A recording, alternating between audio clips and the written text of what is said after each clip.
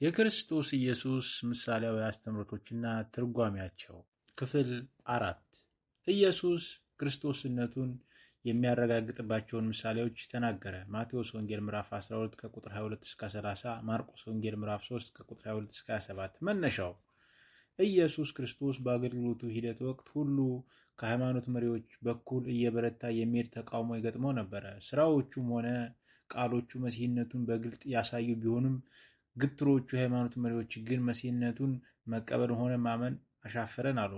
ኢየሱስም በምድር በተመላለሰባቸው ጊዜያት ሁሉ ሕዝቡን ገጥሞት የነበረውን አስጨናቂ ጥያቄ የእርሱ ማንነት ነው። ማን ነበር? እርሱ ራሱ ነኝ እንደሚለው መሲህ ነበር?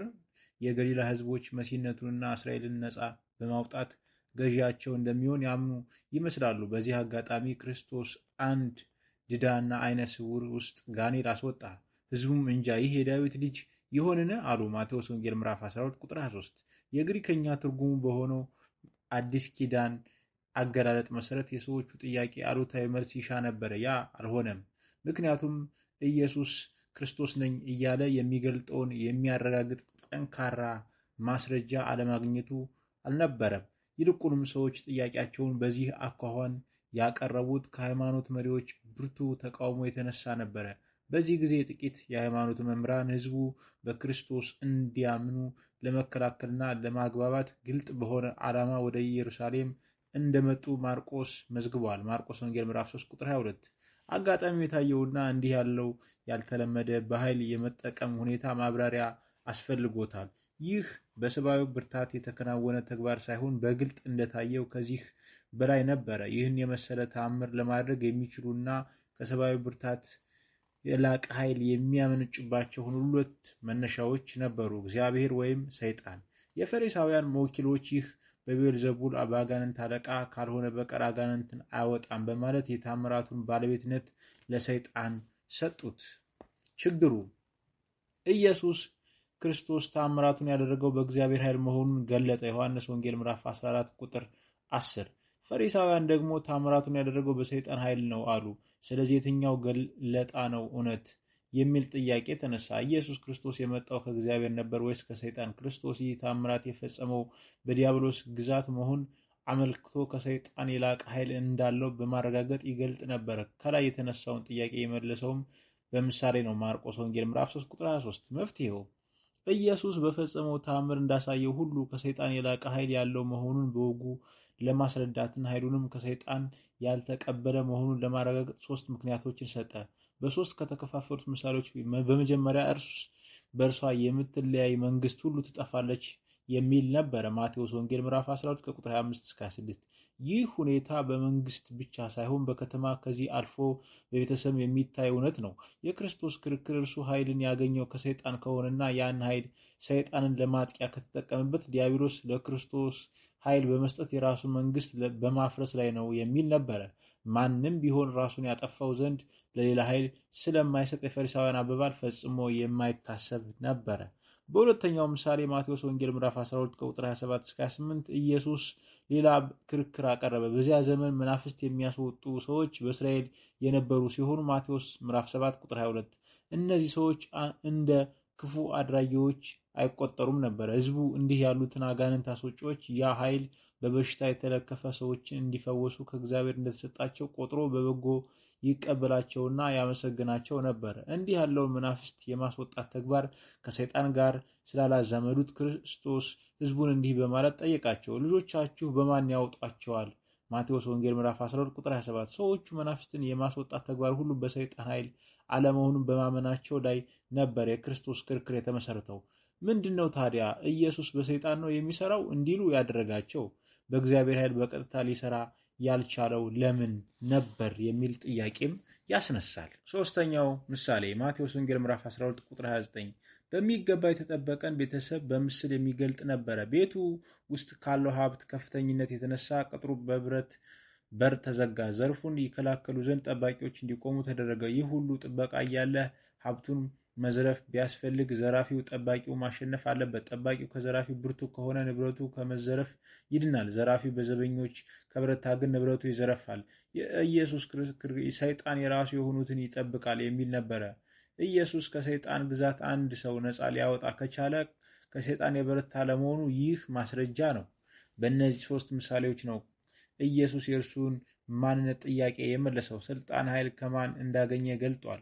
በምሳሌ የተጠቀሰው ትክክለኛ ገለጣ ኢየሱስ እሱ ክርስቶስ እንደሆነ ወይም ደግሞ የሃይማኖት መሪዎች እንዳሉት ከሰይጣን የወጣና በዲያብሎስ ኃይል የሚሰራ ሊሆን አይችልም በማለት ከእግዚአብሔር የመጣ መሆን አለበት። የምሳሌው ተገቢ ማጠቃለያ እኔ ግን በእግዚአብሔር መንፈስ አጋንንትን የማወጣ ከሆነ እንግዲያ የእግዚአብሔር መንግስት ወደ እናንተ ደርሳለች። ማቴዎስ ወንጌል ምዕራፍ 12 ቁጥር 28 የሚለው የክርስቶስ ቃል ነው። ስለዚህ ኢየሱስ እርሱ ክርስቶስ ለእስራኤል የሚሰጠው መሲሐዊ መንግስት የእርሱ መሲህነት ዋጋ አለው ማለት ነው። ባዶው ቤት ማቴዎስ ወንጌል ምዕራፍ 12 ቁጥር 43 እስከ 45 መነሻው ቀደም ሲል በነበረው ምንባብ ወይም አገባብ ፈሪሳውያን መምህራን ኢየሱስን ክርስቶስ ወይም መሲህ እንዳልሆነ ለማረጋገጥ ሲሞክሩ ነበር። መምህር ሆይ ካንተ ምልክት እንድናይ እንወዳለን ማቴዎስ ወንጌል ምዕራፍ 12 ቁጥር 38 ብለው ነበር። ይህ ጥያቄ አንዳንድ የሃይማኖት መሪዎች ኢየሱስ እርሱ ክርስቶስ የሚሰራው በሰይጣን ኃይል ነው በማለት ላቀረቡት ክስ እርሱ የሰጠውም የማፍረሻ ቃል ያመለክታል።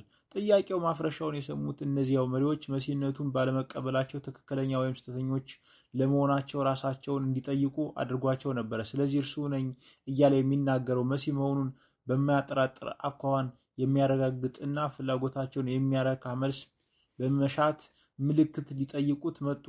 ከዮናስ ምልክት ሌላ ማረጋገጫ ሊሰጣቸው አልፈለገም። ይህም ከጥቂት ጊዜ በኋላ በአካል እርገቱ የሚገለጥ የመሲህነቱን ማረጋገጫ ምልክት ነበር። ማዕበል ጸጥ በማሰኘትና በባህር ላይ በመራመድ ስልጣኑን በተፈጥሮ ላይ አረጋግጧል። በታምራትና በፈውስ አማካኝነት በበሽታና ደዌ ላይ ያለውን ስልጣን አሳይቷል። አጋንንትን ከሰዎች በማስወጣትም በሰይጣን ላይ ያለውን ስልጣን አረጋግጧል። ከሙታን በማስነሳትም በሞት ላይ ያለውን ኃይል አሳይቷል። የኃጢአት ይቅርታ ለመስጠት ያለውን ስልጣን አረጋግጧል። እነዚህ ሁሉ ማስረጃዎች ተቀባይነት ካጡ ተጠራጣሪዎችን የሚያረካ ሌላ ማስረጃ ሊሰጥ አይችልም።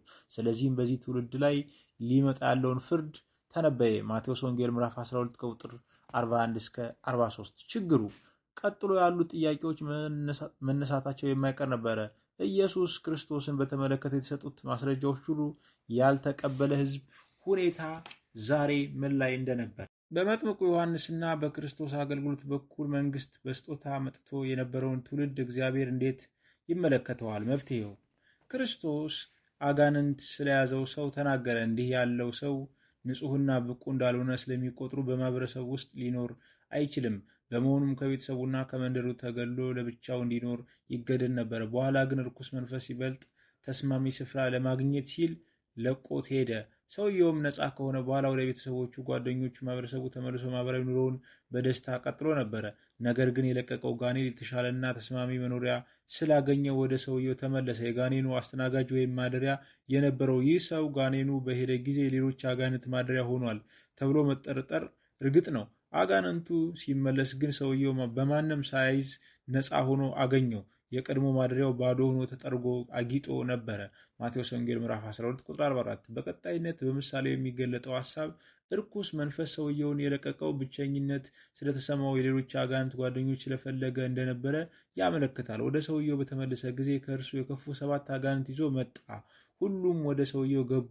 ስለዚህም ሰውየው እንደገና ከቤተሰቡ፣ ከጓደኞቹ፣ ከህብረተሰቡ ተለይቶ ለብቻው ለመኖር ተገደደ። በዚህም የተነሳ የሰውየው ሁኔታ ከቀድሞ የከፋና አሰቃቂ ሆነ። የአንዳንድ አጋንንት አገልጋይ ከመሆን ይልቅ የእሱና የተጨማሪ 7 አጋንንት ማደሪያ ወይም አገልጋይ ሆነ። ሁሉም ሊገለገሉበት የሚሹ ናቸው። የኢየሱስ ክርስቶስ አባባል ለዚህ ክፉ ትውልድ ደግሞ እንደዚሁ ይሆንበታል። ማቴዎስ ወንጌል ምዕራፍ 12 ቁጥር 45 የሚል ነበረ። መጥምቁ ዮሐንስ በተልእኮው መሰረት ኃጢአተኛ የእስራኤል መንግስትና ህዝብ ንስሐ እንዲገቡ አሳስቧቸዋል። በዚሁ መሰረት የይሁዳ ሀገር ሁሉ፣ የኢየሩሳሌም ሰዎች ሁሉ ወደ እርሱ ይመጡ ነበር። ኃጢአታቸውንም የተናዘዙ በዮርዳኖስ ወንዝ ከእርሱ ይጠመቁ ነበረ። ማርቆስ ወንጌል ምዕራፍ 1 ቁጥር 5። ይህ በህዝቡ የተደረገ ንስሐ ወይም መንጻት በምሳሌ ውስጥ አጋንንት የያዘው ሰው ከአጋንንት በመላቀቅ ክንውን ተገልጧል። ማቴዎስ ወንጌል ምዕራፍ 12 ቁጥር 43። ምንም እንኳን የመጥምቁ ዮሐንስ ደቀ መዛሙርት በሚመጣው መሲህ ያላቸው እምነት በጥምቀት ቢገልጡ ኋላ ግን ከእስራኤል መሪዎች በወረሱት ያለማመን ተጽዕኖ ስር ወድቁና ከመሲሁ ተለዩ። ስለሆነም የመጀመሪያውን ንስሐ ወይም መንጻት ዘላቂ ሳይሆን ጊዜያዊ ብቻ ነበረ። የእስራኤል ሕዝብ ወደ ኢየሱስ በንስሐ ተመልሶ ቢሆን ኖሮ በዮሐንስ ተጀምሮ የነበረው መንጻት ዘላቂ ይሆን ነበረ። ሕዝቡም ከአለመንጻት ይላቀቁ ነበር። አሁን ግን ለመንጻት መሻታቸውን በጥምቀት አረጋግጠው የነበሩ የእስራኤል ሕዝብ ኢየሱስን ባለመቀበላቸው ከንስሐ በፊት ከነበሩት በከፋ ሁኔታ ላይ ይገኛሉ። ንጹሐን ባለመሆናቸው ከእግዚአብሔር ተለይተዋል። የሚቀበለው ታጣ እንጂ ለዘላለም የማንጻት እድሉ ነበር። ጌታ ኢየሱስ ክርስቶስ ይባርካችሁ። ቪዲዮውን ላይክ በማድረግ ብዙዎች ጋር እንዲዳረስ እንዲሁም ሼር እንዲሁም ደግሞ ቻናሉን ሰብስክራይብ አድርጎ የጌታ ጸጋ ከእያንዳንዳችሁ ጋር ይሁን።